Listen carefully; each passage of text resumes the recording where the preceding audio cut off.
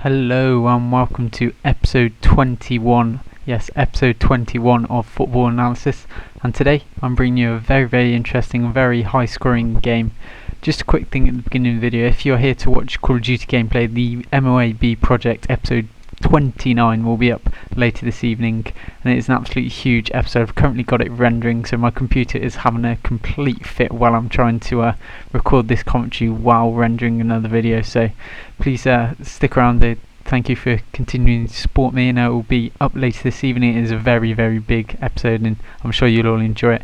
And if you're here for the football, just a quick disclaimer at the beginning of the video, this is not a highlights video, so if you're looking to see raw footage of the football, then this is not where you want to be. And you know, the full-time score will probably be disclosed and is probably in the title, so you know, if you want to watch match of the day or something like that, then this is probably not where you want to be.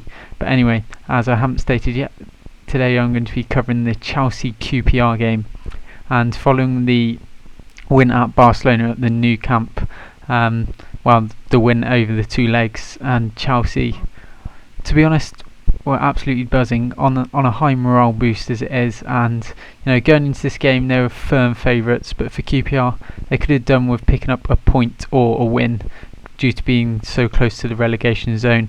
A loss would probably put them teetering right on the edge, with Bolton with a game in hand to be played later this evening, so it was kind of crucial, and it's kind of a win or a point situation for QPR. But anyway, I'm going to be jumping straight into this, and as with the Swansea game yesterday, it only took 45 seconds for the first goal to go in. I know in the game yesterday it only took 22 seconds, but I was relating to it was a very quick start, and it was Chelsea, as you'd expect, to take the lead, put them 1-0 up. Daniel Sturridge outside the penalty box into the top left hand corner of the goal. Not a bad goal whatsoever, so that was an absolute cracking start for Chelsea, and you were kind of feeling at this point, 45 seconds in, that the momentum from the Barcelona game was carrying over, and kind of expecting to see a few more goals, and a few more goals we did see.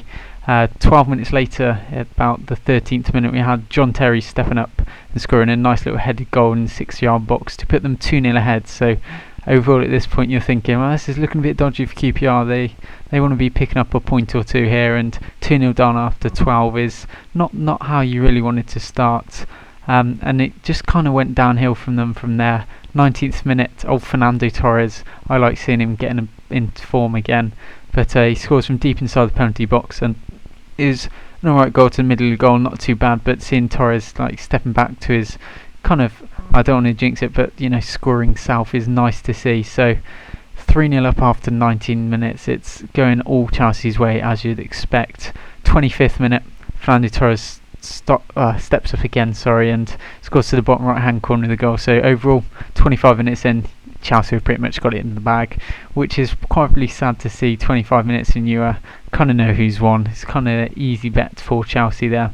But leading up to half time, there's a few shots going in. QPR were threatening in places, but Ashley Cole was doing quite well at the back, doing a few defensive duties and pushing up the side.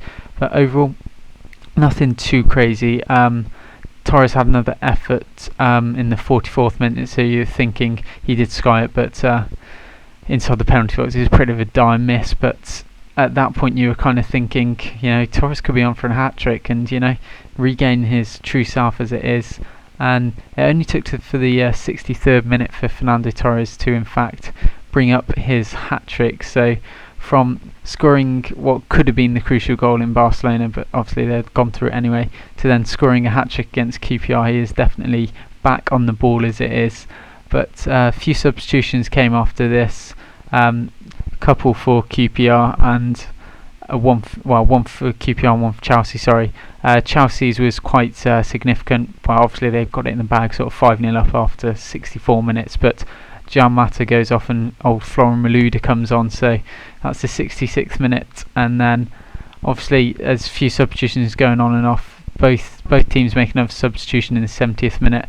I would like to see QPR making a few more substitutions, a few more attacking substitutions, because you know, I respect they don't want to lose too many goals, but you're 5-0 down already, goal difference wise you probably want to attack more. But they did bring old Sean Wright Phillips on in place of Zamora in the 78th minute, but in the 79th minute, as I said, old Malouda steps up and just scores to the bottom corner of the goal. So that was quite nice to see the substitute coming on. And then for QPR again, Hutchinson for Boswinger comes on in the 80th minute. Sorry, that was Chelsea, not QPR. What am I going on about? But yeah, so QPR didn't actually, that's what I was trying to lead onto. QPR didn't actually use up all their 3 substitutions, which I think managerially probably could have done a lot better. But, you know, at the end of the day, I'm not the manager, am I? But that was unfortunate for them. But a consolation goal did arise for QPR in the 84th minute for old Gibril Cisse. It wasn't too bad of a goal, but at this point obviously they are down and out. So, but then again, this goal difference could be crucial when it comes down to the over the relegation battle, which is lovely to see that it's not already decided and it's going right down to the end.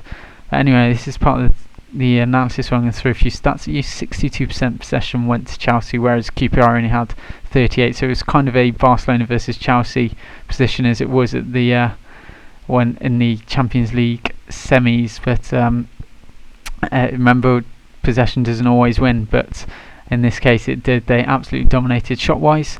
25 shots to QPR's 11. Obviously QPR didn't do bad at all, but it was defensively they weren't able to compete with Chelsea's attack. Chelsea managed to get 18 shots out there, 25 on target, with QPR having 7 of theirs. Corners wise, 8 corners to Chelsea, 5 to QPR, and foul wise it was 9 fouls to Chelsea and 8 to QPR. So overall it was a moderately meaty affair, but an absolutely huge win for Chelsea.